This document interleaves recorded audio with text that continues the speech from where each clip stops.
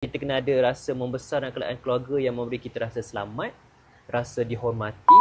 Sekarang ni kan Aiman, kita banyak dengar term childhood trauma. Boleh tak Aiman share childhood trauma tu apa? Sebenarnya istilah trauma ni terlalu besar lah kan? Sebab trauma ni dia macam satu benda yang memang boleh kau dah dapat diagnosis. Contohnya macam PTSD, Post Traumatic Stress Disorder.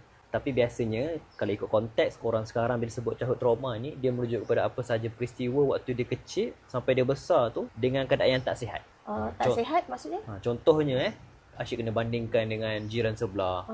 Ataupun bila dia menangis kena marah, kata kau jangan bersedih, kau kena happy je.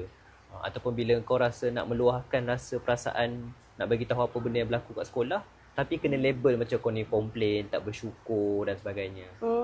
So macam mana fizikal kita waktu kita membesar tu kena selamat kan, tak ada apa-apa kecederaan daripada benda-benda tajam. Macam tu juga sebenarnya emosi kita.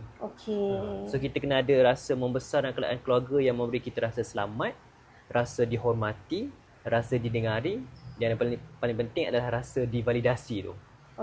Maknanya bila kita bercakap, bercerita, kita dipercayai orang mendengar. Betul.